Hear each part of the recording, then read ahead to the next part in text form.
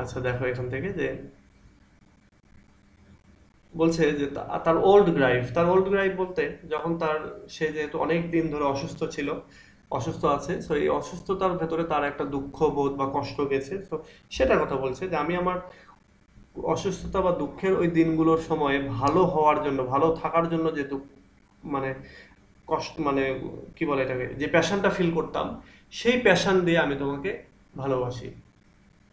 ভালোর প্রতি আমার যে ভালোবাসা, ভালো হয়ে যাওয়ার প্রতি যে ভালোবাসা, সেই ভালোবাসাটা আমি তোমাকে ভালোবাসি। And with my childhood faith, এবং আমার ছোটবেলার যে বিশ্বাস, মানে ছোটবেলার ইনোসেন্ট কালের যে বিশ্বাস, সেই বিশ্বাস দিয়ে আমি তোমাকে বিশ্বাস করি, এবং সেখান থেকে তোমার প্রতি আমার ভালোবাসাটা আসে, বা তোমাকে আমি সেরকম ভালোবাসি। I love thee with a love I seem to lose with my lost cents. এরপরে বলছে যে আমি তোমাকে এমন একটা ভালোবাসা ভালোবাসি যে আমি যেই সমস্ত সেইন্টদেরকে হারিয়ে ফেলেছি, বা যাদের সাথে আমার কোনো যোগাযোগ নাই, যারা একসময় আমার একমাত্র ভরসা ছিল, সেই তাদেরকে যেভাবে আমি সেই সময় ভালোবাসতাম, পছন্দ করতাম, সেইভাবে আমি তোমাদেরকে ভালোবাসি।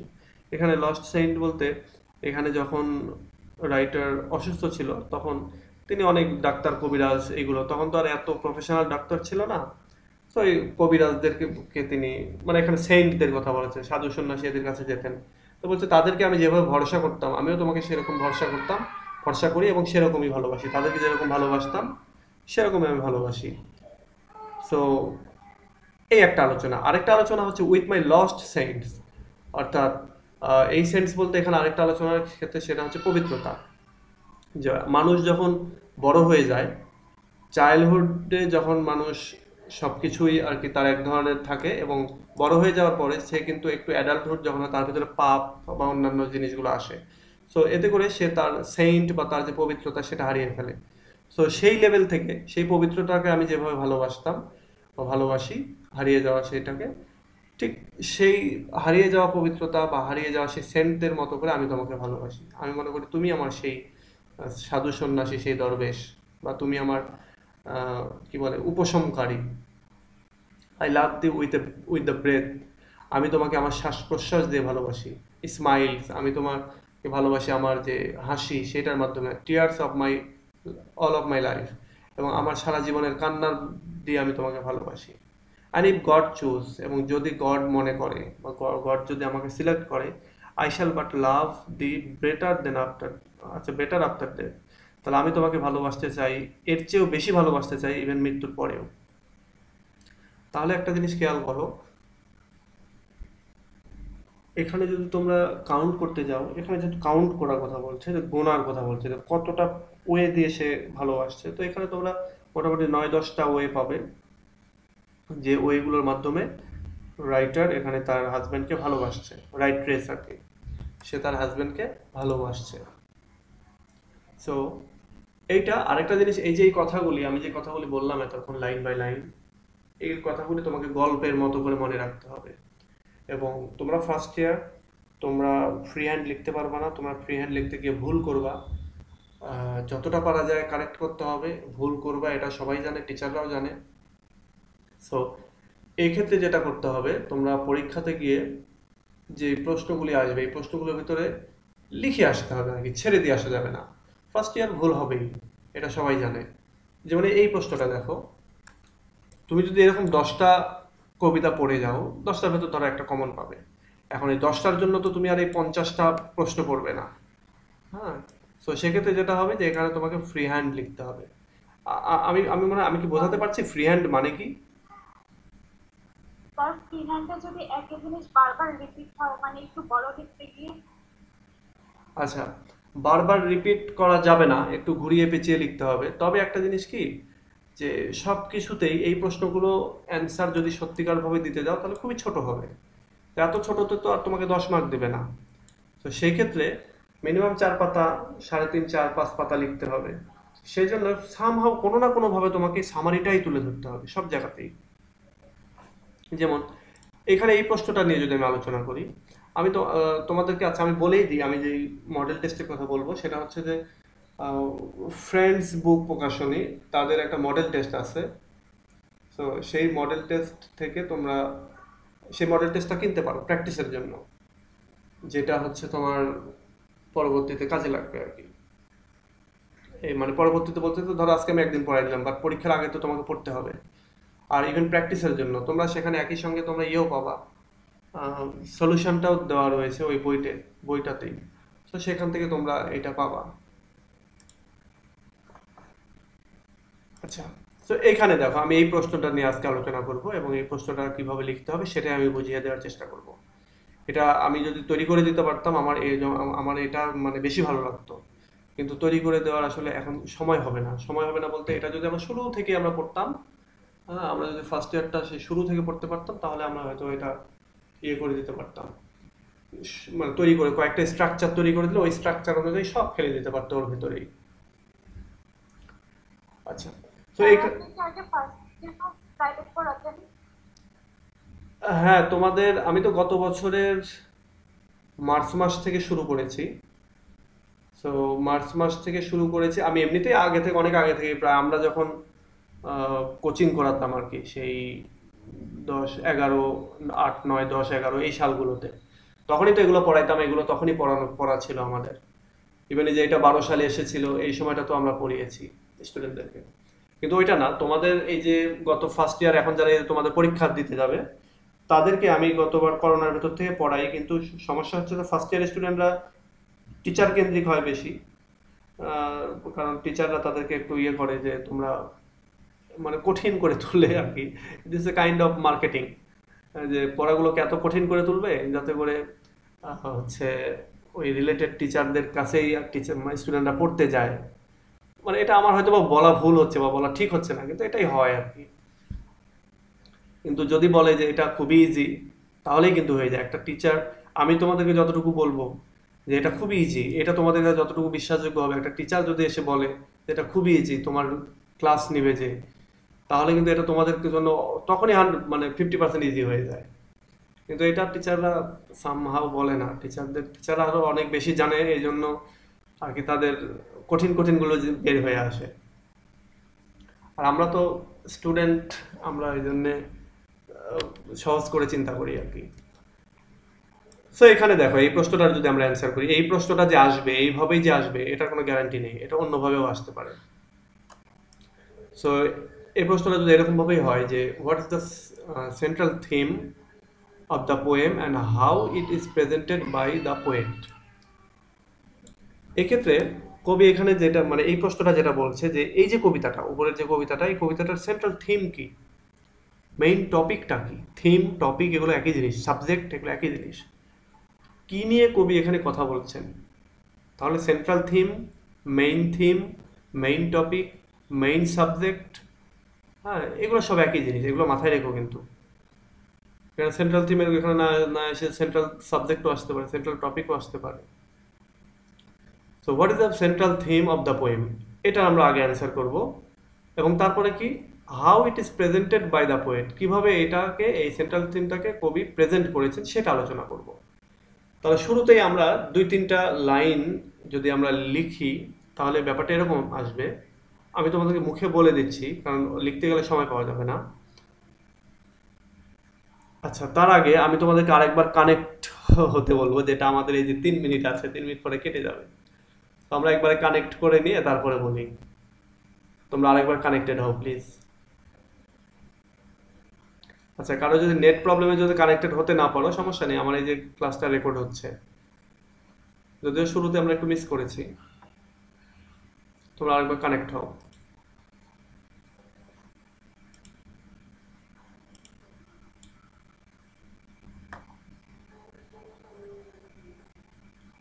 আচ্ছা, এবার একটু খেয়াল করো যে আমরা এবার সেন্ট্রাল থিমের ব্যাপারটাতে আসি। এই ইয়েগুলো সবসময়ের জন্য আহ, 3-4টা রকম করে লিখতে হবে। তোমরা স্ক্রিন আশা করি দেখতে পাচ্ছ। তো এখানে আমি তোমাদের একটু বুঝিয়ে দিই, সেটা হচ্ছে যে প্রথমে এই প্রশ্নগুলো বা যে কোনো ব্রড কোশ্চেনেরই তোমরা আগে শুরুতে ইন্ট্রোডাকশন লিখবে।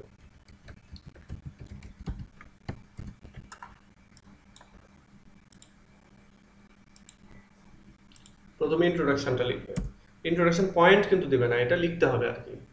এটার ডেসক্রিপশনটাই ইন্ট্রোডাকশন, তোমার মাথায় থাকবে ইন্ট্রোডাকশন, যেহেতু লিখতেছো, কিন্তু এগুলো এইভাবে পয়েন্ট আকারে দেওয়া লাগবে না। ইন্ট্রোডাকশনের পরে এই প্রশ্নটার অ্যান্সারের ক্ষেত্রে আমি যেটা বলছি আর কি, আমি যে প্রশ্নটার অ্যান্সার দিয়েছি what is the main theme, সেটার ক্ষেত্রে। আচ্ছা, আমার কথা শুনতে পাচ্ছ তো, তাই না?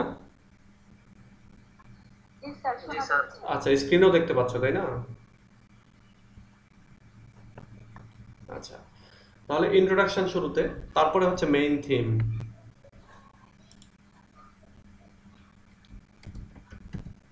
মেইন থিম, মেইন থিম বা সেন্ট্রাল থিম। এরপরে আসবে হচ্ছে এই সেন্ট্রাল থিমটা কিভাবে আসবে এটা লিখতে হবে সামারি, যে সামারিটা আমরা পড়লাম আর কি। এরপর কনক্লুশন, এরপরে কনক্লুশন।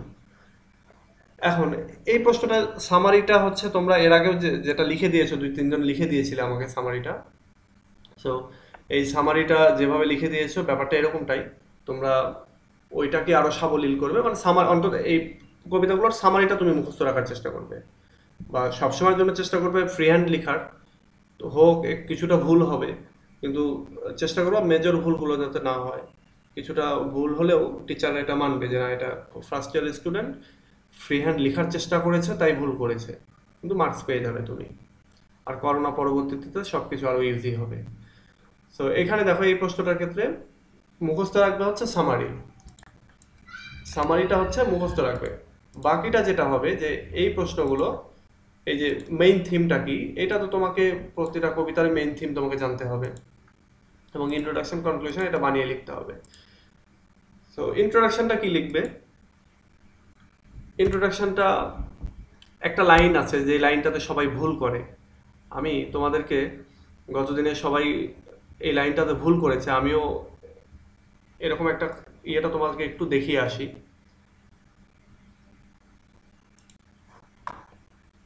একটু দেখিয়ে আসি, এটা খুবই মারাত্মক একটা ভুল, এবং এই ভুলের জন্য অনেক সময় টিচারদের মেজাজ খারাপ হয়ে যায় এবং তোমার খাতা পরবর্তীতে তারা ওইভাবে দেখে না। শুরুতে যে রুচি নিয়ে দেখতে শুরু করে, হাই রে আমার ইয়ে স্লো হয়ে গেছে। আচ্ছা, আমি এখানে দেখি অনেকেই যেটা লিখতেছো যে how do I love thee, how do I love thee is a, আচ্ছা, is one of the famous sonnet,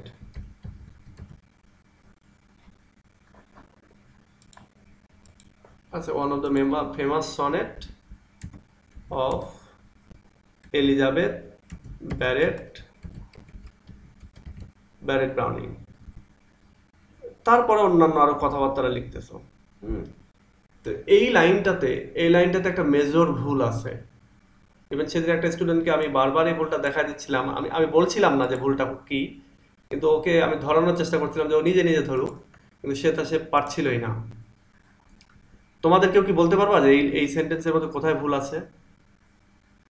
sir sonnets হবে, লাভ দিয়ে জায়গায় কোটেশন ব্যবহার করে নাই। আচ্ছা, এটা ঠিক আছে। আচ্ছা, এটা কোটেশন ইউজ করলাম বা করলাম না, ঠিক আছে ধরো, বা অনেক সময় এটা কোটেশনও করা যায়, আবার নিজ দিয়ে কিন্তু দাগ দেয়া যায়।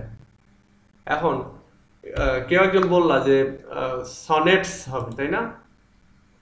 এটাই হচ্ছে ভুল, বা এটাই হচ্ছে কারেক্টের জায়গাটা। অনেকেই যেটা করেছে one of the famous sonnet. একটা জিনিস এটাতে মাথায় রাখতে হবে, তোমরা যারা আজকের এই ক্লাসটা করছো একবারে শপথ করে নাও যে এই ভুলটা আর কোথাও করবো না। সেটা হচ্ছে ওয়ান অফ যদি কোথাও থাকে, তারপরের যে নাউন প্রোনাউন সেটা দুটাই যেটাই হোক না কেন সেটা হবে প্লুরাল সবসময়। যেমন যদি হয় mister Karim is one of the great, আচ্ছা গ্রেটেস্ট দেই, one of the greatest cricketer in the world. এখন এই ক্রিকেটারের ক্ষেত্রে আল্লাহ জানে,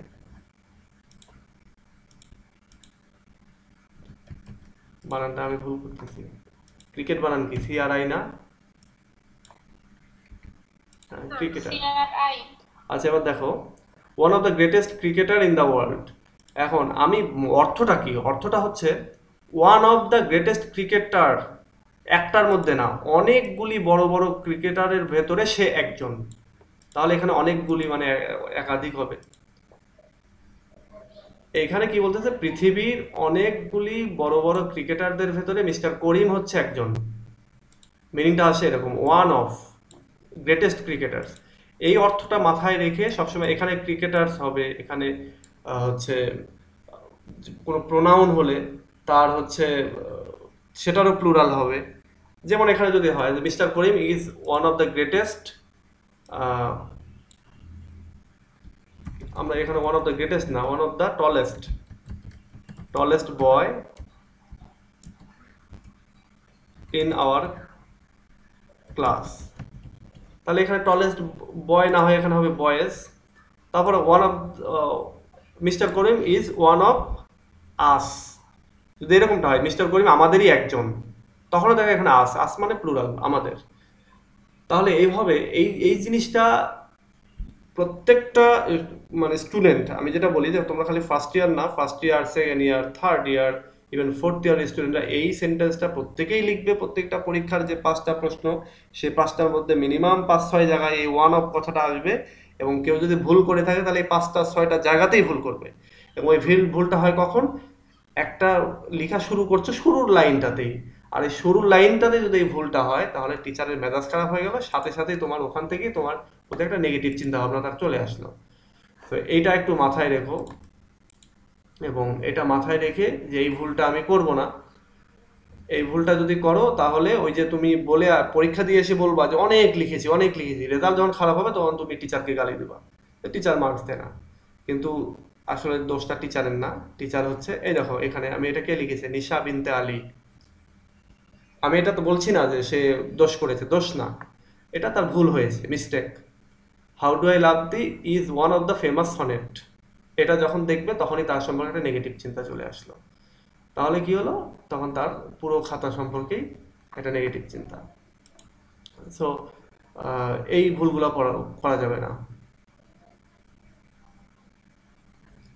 সো এটা একটু মাথায় রেখো। আরেকটা যদি আমি খাতা দেখি, ফেসবুকেরও প্রবলেম আছে, অনেক সময় অনেক অপশন কাজ করতে চায় না।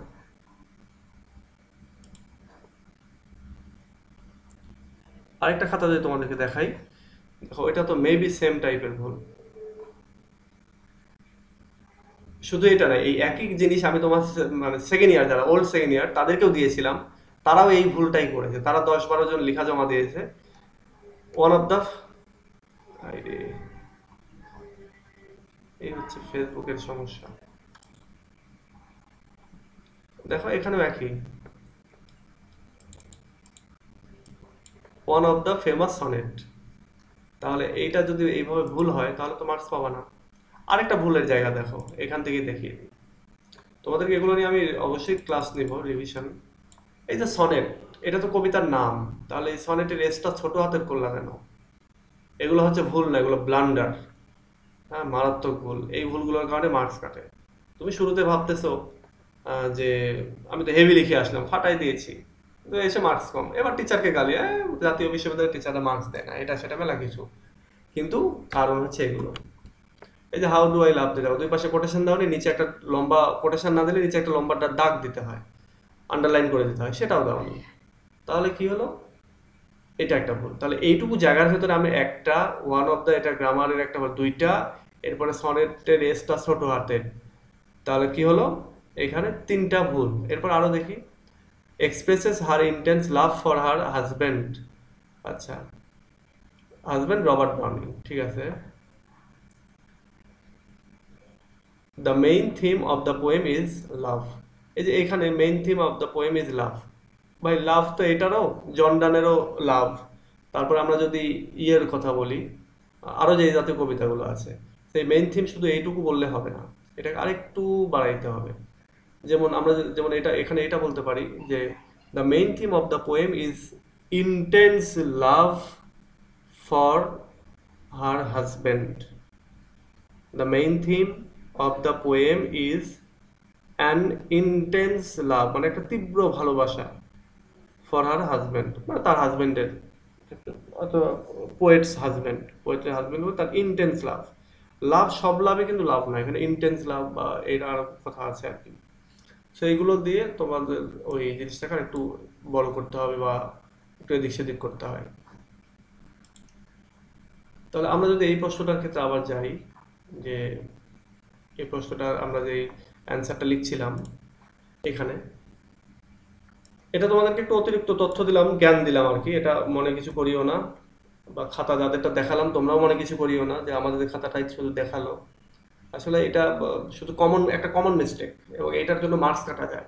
কোনো টিচার যদি বলে যে এটা না আমরা মার্কস কাটি না, এটা তাহলে ওই টিচার মার্কস কাটে না, ওই টিচার ভালো টিচার, বাট ম্যাক্সিমাম টিচার এই জায়গাগুলোতে মার্কস কাটে। তো এই জায়গাতে ভুল করা যাবে না। ইন্ট্রোডাকশনটা কিভাবে দিবা, যে how do I love the is one of the most famous। Famous, এখানে ফেমাসের জায়গায় আরো অনেক কথা লিখতে পারো, রিমার্কেবল, রিমার্কেবল, তারপর নোটেবল, তারপরে সেলিব্রেটেড, অনেক সেলিব্রেট অনেক পড়া হয়েছে এরকম, মোস্ট রিডেবল অথবা মোস্ট, মানে আরো অনেক কথা এখানে অ্যাডজেক্টিভ বসাইতে পারো। তাহলে এটা কি, যে মোস্ট ফেমাস, এত মোস্ট ফেমাস সনেট, SONNET, এই এসটা দিবা, sonnets. It is also known as as কি হিসাবে, সনেট 43, সনেট 43, হ্যাঁ, সনেট 43। আচ্ছা, the poem is written by the great poetress, এটাও দিতে পারো, অথবা শুধুমাত্র পোয়েটই দিলাম, পোয়েট E.B. ব্রাউনিং। এটা আমি E.B. ব্রাউনিং দিলাম, কিন্তু তখন তোমরা কিন্তু E.B. ব্রাউনিং দিবে না, তোমরা এলিজাবেথ ব্যারেট ব্রাউনিংই লিখবা। E.B. ব্যারেট ব্রাউনিং, একটু অতিরিক্ত তথ্য দাও। এই যে অতিরিক্ত তথ্য দেওয়া যেভাবে দিতে হয়, যে ব্রাউনিং এর পর একটা কমা দিলা, দিয়া the wife of the renowned poet, renowned poet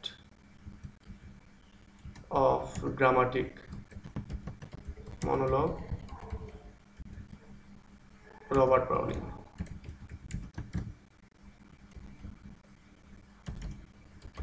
sir আমার একটা কোশ্চেন আছে।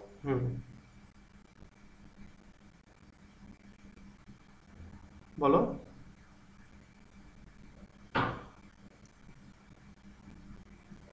আচ্ছা, the poem is basically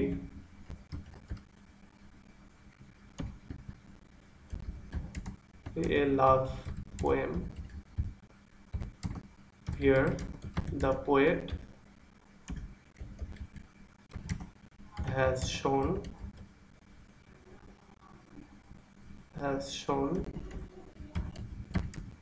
how she loves her husband.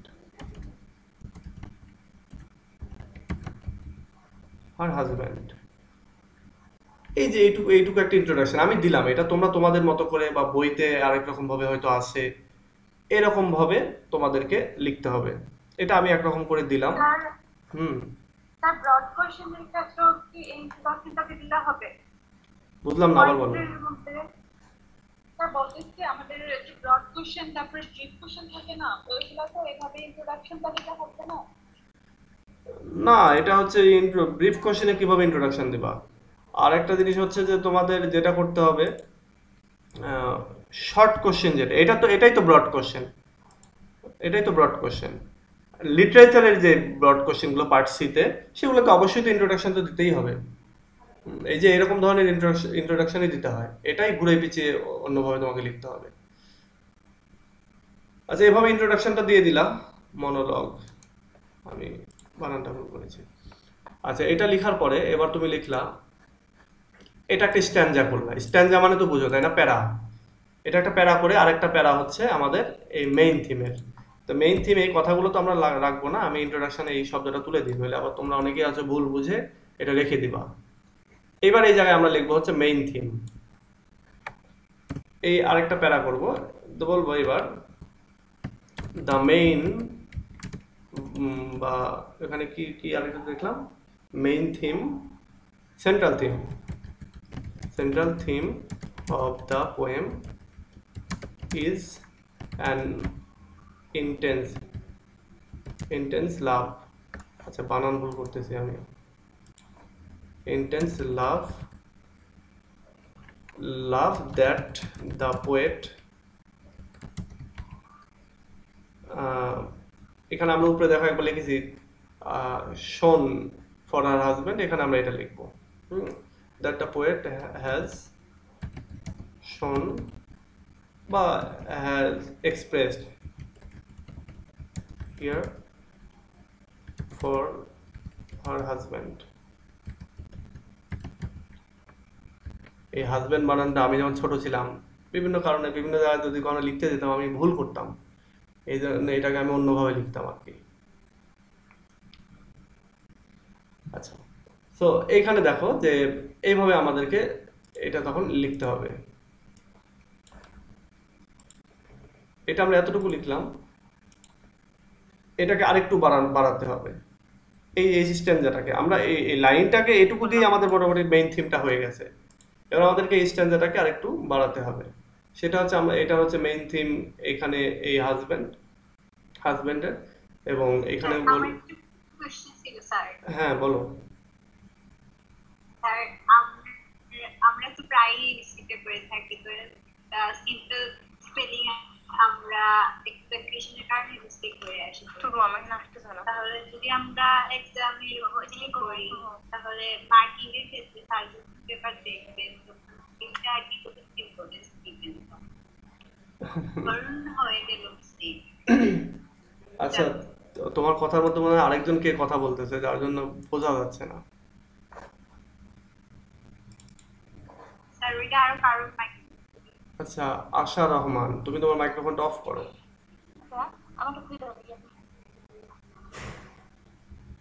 হ্যাঁ আচ্ছা অর্পা, এবার তুমি আরেকবার কথা বলো, প্রশ্নটা কি? স্যার আমি বলছিলাম যে আমরা তো স্যার প্রায় স্পেলিং মিস্টেক করে থাকি, দেখা যাচ্ছে পরীক্ষার খাতায় আমরা অনেক কমন স্পেলিং ভুল করে কনফিউশনের কারণে এরকম ভুল করেই আসি। তো স্যার যখন পেপার দেখবেন তখন আর কি এই বিষয়টা আর কি কতটুকু ফলো রাখবেন, মার্কিং এই বিষয়টা আর কি কতটুকু ইম্পর্টেন্স রাখবেন একটু জানতে। আচ্ছা এইখানে বিষয়টা এরকম যে তোমরা কতটুকু চেষ্টা করেছো এটা খাতা দেখলে বোঝা যায়। হ্যাঁ খাতা দেখলে, যে কারণে খাতা দেখলে তোমার মতো, তুমি যখন এখন ফার্স্ট ইয়ারের পরীক্ষা যেহেতু দাওনি তুমি এই কোশ্চেনটা করছো, আমরা যখন ফার্স্ট ইয়ারে ছিলাম একই কোশ্চেন করতাম, বাট পরবর্তীতে দেখেছি যে খাতা দেখতে গেলে এটা বোঝা যায় যে স্টুডেন্টরা কতটুকু নিজে চেষ্টা করে লিখেছে। তো যখন দেখা যাচ্ছে না তুমি চেষ্টা করে লিখেছো, পরিশ্রম করে লিখেছো, হুবহু বই থেকে লিখো নাই, এবং এইটা করতে গিয়ে যখন তোমার গ্রামার মিস্টেক হয়েছে বা অন্যান্য ইয়ে হয়েছে, সেক্ষেত্রে ফার্স্ট ইয়ারে মোটামুটি অনেক ছাড় দেওয়া হয়, অনেক সেন্টেন্স তো ভালোভাবে তৈরি হয় না, কিন্তু তারপরে এগুলো ছাড় দেওয়া হয়, এবং ওখান থেকে তুমি কি বলতে চাচ্ছ সেটার সামারিটা স্যার ওইটা ধরে নেয়, ধরে নিয়ে তখন সেভাবে মার্কস দেয়, বা তোমার চেষ্টাটা দেখে মার্কস দেয়, তখন গ্রামারের ভুল টুল। হ্যাঁ এইখানে এই ইস্যু, এটা কোনো ইস্যুই না, এটা কোনো ইস্যুই না, এইটা তুমি মাথা থেকে ছেড়ে ফেলে দাও। তোমার পরীক্ষায় যেগুলো তোমার পারছো না সেগুলো তুমি ফ্রি হ্যান্ড বানিয়ে লিখবা, চেষ্টা করবা যে গ্রামারগুলো যাতে ভুল না হয়, তারপরেও যদি ভুল হয়ে যায়, ভুল যাতে না হয় তারপরেও, সেজন্য শেষের 10 মিনিট তুমি একটা রিভিশন দিবা। রিভিশন কিভাবে দিতে হয় সেটা নিয়ে আমি তোমাদেরকে অবশ্যই একটা ভিডিও করা আছে আমার, আমি ভিডিওটা তোমাদেরকে শেয়ার করবো পরীক্ষার আগে, কিভাবে 10 মিনিটে রিভিশন দিবা। সো ওই রিভিশনটা দিবা, তাহলে ভুলগুলো কমে যাবে। আরেকটা জিনিস হচ্ছে তারপরেও যদি ভুল থাকে, এটা টিচাররা তারা জানবে যে হ্যাঁ এটা ফার্স্ট ইয়ারের স্টুডেন্ট, তারপরে এটা সেকেন্ড ইয়ারের স্টুডেন্ট। ফার্স্ট ইয়ারকে যদি ধরো 10টা ভুল গেল 1 মার্কও কাটলো না, বা 1 মার্ক কাটলো, এরকম যেটা যদি হয়, সেকেন্ড ইয়ারে গিয়ে 5টা ভুলে 1 মার্ক কাটবে, থার্ড ইয়ারে গিয়ে তখন 2টা ভুলে 1 মার্ক কাটবে, ইভেন থার্ড ইয়ারে ওঠার পরে দেখবে তোমাদের ভুল হচ্ছে না আর। থার্ড ইয়ারে গিয়ে দুইটা ভুল, সেই ভুল এখন যেমন ভুল ধরাই দিলেও বুঝতে পারে না অনেকে যে কি ভুল হয়েছে, বাট থার্ড ইয়ারে উঠলে এটা দেখবে একটা রেডিক্যাল। থার্ড ইয়ার হচ্ছে একটা ট্রানজিশনাল পিরিয়ড এই স্টুডেন্ট লাইফে, অনার্স লাইফে আর কি, ইংলিশ ইংলিশ লিটারেচার স্টুডেন্টদের, যে ওই সময় গিয়ে তারা অনেক বড় হয়ে যায়। বড় হয়ে যাওয়ার কারণে তারা অনেক কবিতা আছে একবার দুইবার পড়ে নিজেরাই মেইন থিম কি, মেইন সামারিটা কি, এগুলো মানে বলতে পারে। তারপরে তাদের ফ্রি হ্যান্ড রাইটিং এর অনেকখানি ক্যাপাবিলিটি চলে আসে, যদি তারা first year second year try করে আর কি। First year second year try করলে না হয়তো তো আসবে না, ট্রানজিশন তো এমনি এমনি আসবে না। সো এইটা ওইটা অটোমেটিক চলে আসবে, আর তখন তোমরা অনেকভাবে ইজিভাবে লিখতে পারবে, তখন এই ভুলগুলো হবে না। আচ্ছা, আমি আরো একবার আহ, আমাদের ইয়েতে চলে যাই, আমার এইখানটাতে। সো এগুলো মাথা থেকে ঝেড়ে ফেলো, যে ভুল হবে, টেনশন হবে, মার্কস কাটা যাবে, এগুলো মাথা থেকে ঝেড়ে ফেলে। তো ভুল হবে, টিচারদের যা করার টিচাররা করবে, ওইগুলো ঝেড়ে ফেলে দিয়ে আমি আমার লেখাটা লিখে আসবো, আমি রিভিশন দিব, তারপরেও যদি ভুল থাকে বাকিটা আল্লাহ ভরসা, বাস। আচ্ছা, আমরা এবার এইটুকু লিখলাম, লেখার পরে এটুকুই থাক ধরো। এবার আমরা সামারি, এবার এখানটাতে যেটা লিখতে হবে যে মেইন থিমটা, এইটুকু ধরো আমি মেইন থিম লিখে দিলাম, এইটুকু দিয়ে ধরো আমাকে 10 মার্ক দিবে না। এবার আমাকে প্রুভ করতে হবে যে এখানকার মেইন থিম যে লাভ, সেটা কিভাবে বা কিভাবে তিনি তার ভালোবাসাটাকে প্রকাশ করেছেন। সে এখানে তুমি শুরু থেকে ওই কথাটাই লিখে দাও। যে আমি বাংলাটা বলে দিই, যেমন, বা তোমরা যদি বলো আমি ইংলিশটাও বলে দিতে পারবো, এখানেই ইংলিশে লেকচার নিতে পারি আমি। সো তোমরা ওইখান থেকেও নিতে পারো, কিন্তু ইংলিশে বুঝতে তোমাদের জন্য কষ্ট হতে পারে, কি জন্য ফার্স্ট ইয়ারে এটা ওয়ার্ড মিনিং যেহেতু কম জানা থাকে, এই জন্য অনেক ইংলিশ বোঝা মুশকিল হয়। সো এখানে দেখো যে সামারি যেটা তোমরা লিখেছো, মানে এই যে গতদিনে যে 2-3 জন লিখেছো, আমি যে খাতাটা দেখলাম, এই সামারিটাই এখানে লিখে দিতে হবে। কিন্তু সেখানে এই সেন্ট্রাল থিমের কথাটা ঘুরে ফিরে কিছুটা দু একবার আলোচনা করতে হবে। যে এখানে যখন লাভ হিয়ার ফর হাজব্যান্ড এই যেখানে দেওয়া হলো, এরপরে তোমরা এখানে ডিরেক্ট এখান থেকে শুরু করতে হবে, তখন আর কোনো ইন্ট্রোডাকশন এখানে দেওয়া যাবে না। যে here the poet at the very beginning of this poem, he has expressed, or he has thrown a question to her husband imaginatively, that how do I love thee, I want to count it. And here he has shown almost 10 plus ways, 11 ways, how she loves her husband. এইভাবে মানে এরকম ভাবে শুরু করবে, একটু আমি English বলে দিলাম, এভাবে শুরু করে দিয়ে তারপরে তুমি বলবে যে শুরুতে তিনি বলেছেন যে সে তার হাজবেন্ডকে ভালোবাসে, হচ্ছে তার যেই কি বলে, তিনি তার ভালোবাসা, তার হাজবেন্ডের প্রতি যে ভালোবাসা, সেটা অনেক গভীর, এটার প্রশস্ততা অনেক, এটার হাইট অনেক বেশি। মানে এগুলো কবিতা থেকেই নিতে হবে, আর কবিতাগুলি যদি ভালো জানা থাকে গল্পের মতো করে, তাহলে এটা তোমরা লিখতে পারবে। তারপরে তিনি বলেছেন যে তার যে সোলটা যতদূর পর্যন্ত পৌঁছাতে পারে ততদূর পর্যন্ত তার ভালোবাসা। এবং তিনি বলেছেন তার হাজবেন্ড যখন তার সামনে থাকে না, তখন তিনি তার অস্তিত্ব দিয়ে, বা তার মানে একজন গড যেভাবে তার ক্রিচারকে ভালোবাসে, ঠিক সেরকম ভাবে তিনিও ভালোবাসেন, এবং তিনি তার অস্তিত্বের শেষ অংশটুকু দিয়ে তিনি তার হাজবেন্ডকে ভালোবাসেন।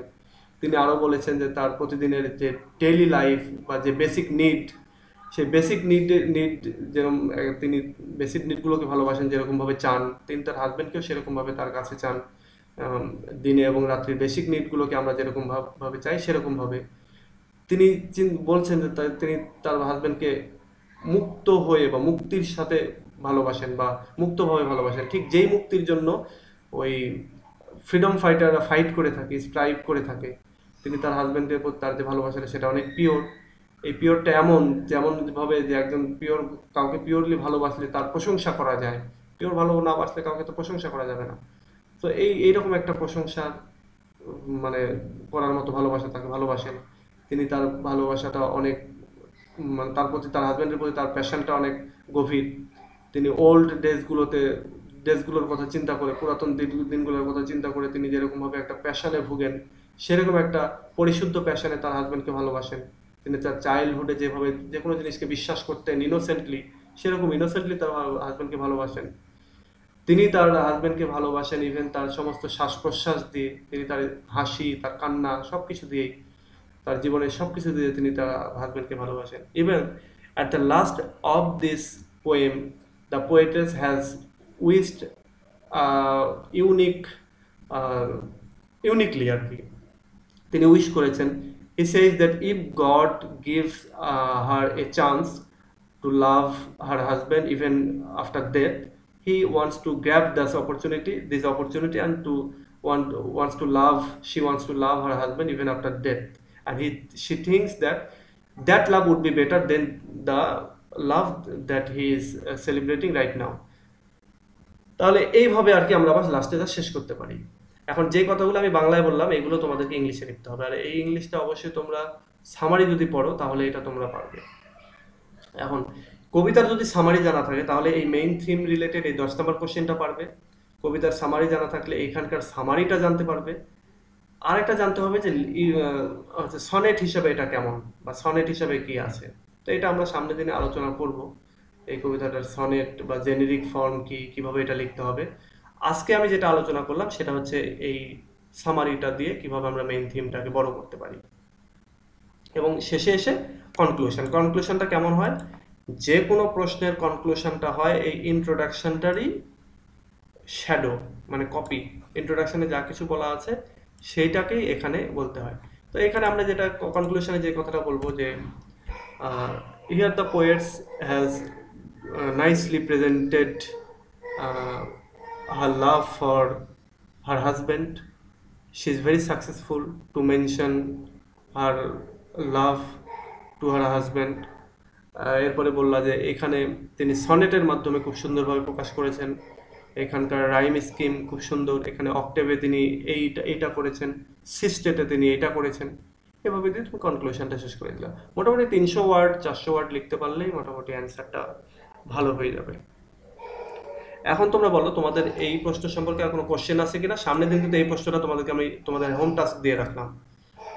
আমি এই ভিডিওতে যা কিছু বললাম, যেভাবে লিখতে বললাম, তোমরা সেভাবে লেখার চেষ্টা করো এবং দেখো 4 পাতার মতো হয়ে যাবে। এবং 4 পাতা হয়ে গেলে মোটামুটি একটা ভালো একটা অ্যান্সার হয়ে গেল। তাহলে আমি যেটা বললাম যে আগের যে স্ট্রাকচারটা যেটা দিয়েছিলাম শুরুতে, সেটা হচ্ছে প্রথমে ইন্ট্রোডাকশন, তারপরে থাকবে মেইন থিম, তারপরে থাকবে সামারি, তারপরে থাকবে কনক্লুশন। আচ্ছা, আমার ছেলেটা আজকে প্রচন্ড জ্বালাতন করতেছে, চিল্লাপাল্লা প্রচন্ড রকমের করতেছে।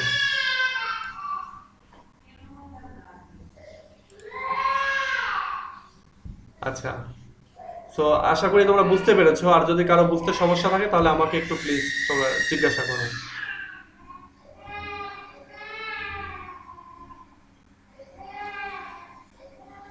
স্যার সামারির মধ্যে কি কোটেশন ইউজ করা যাবে? হ্যাঁ, অবশ্যই কোটেশন ইউজ করবা। কোটেশন ইউজ, আর এখানকার কোটেশন তো তুমি প্রশ্ন থেকেই পাবা। তোমার কবিতা তো উপরে দেওয়াই থাকবে, সেখান থেকে তুমি 2 লাইন তুলে দিলা, 2 জায়গায় কোটেশন দিয়ে দিলা। মানে এক কথা তোমাকে এটা টেনে 4 পাতা করতে হবে, একটু মানে রেলিভেন্সি রাখতে হবে, নইলে তো মার্কস পাওয়া যাবে না। এখন অনেক সময় এটা হতে পারে যে সেন্ট্রাল থিম এটুকু লিখেই মার্কস অনেকে আশা করবে, বা এটুকুর পরে আর একটা প্যারাগ্রাফ লিখে 1 পাতা লিখে 10 মার্ক আশা করবে। সো এটা হবে না, কিন্তু এখানে 4 পাতা লিখতে হবে। 25 মিনিট টাইম পাবা, তো সেই 25 মিনিটটা তোমাকে সদ্ব্যবহার করতে হবে। আর আমি এখানে যে আলোচনাগুলো করলাম এগুলোর উপর বেস করে তুমি সামনের দিন একটা নোট টাইপের করো এই প্রশ্নটার উপরে, এবং সেটা আমাকে দাও, এবং আমি 2-3 জনেরটা দেখে দিয়ে আমি বাকিটা নিয়ে আলোচনা মানে একটু কারেকশন করার চেষ্টা করব যদি কোনো সমস্যা থাকে। আর সামনের দিন নেক্সট আমরা আরেকটা জিনিস, যেমন জেনেরিক ফর্ম, তারপরে evaluate the poem as a sonnet, এই প্রশ্নটা নিয়ে আলোচনা করব। মানে এই কবিতাটি নিয়েই আমরা আলোচনা করি। তাহলে যেমন যে কোনো কবিতার সেন্ট্রাল থিম রিলেটেড এই প্রশ্নটা কিভাবে লিখবে, আশা করি এখন এখান থেকে তোমরা একটা আইডিয়া পেয়ে গেছো। সো এইভাবেই আর কি লিখতে হবে। আচ্ছা, আর কারো কোনো কোশ্চেন আছে? নইলে আমি স্টপ করে দেবো।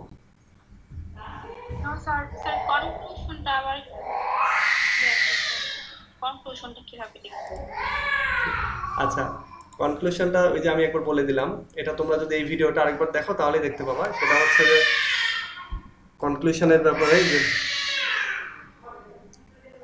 আচ্ছা প্লিজ তোমরা এই ভিডিওটা আরেকবার দেখে নিও। হ্যাঁ, আমার বাচ্চারা খুব চিল্লাপাল্লা করতেছে। আমি একবার বলে দিলাম, কিন্তু এটাই তোমরা ভিডিওটা আরেকবার দেখে নিও প্লিজ। আর সামনের দিন আমরা এটা নিয়ে আবার আলোচনা করবো, তখন আমি তোকে আরেকবার মেনশন করে দিবো। আচ্ছা, তোমরা ভালো থেকো সবাই। আল্লাহ হাফেজ।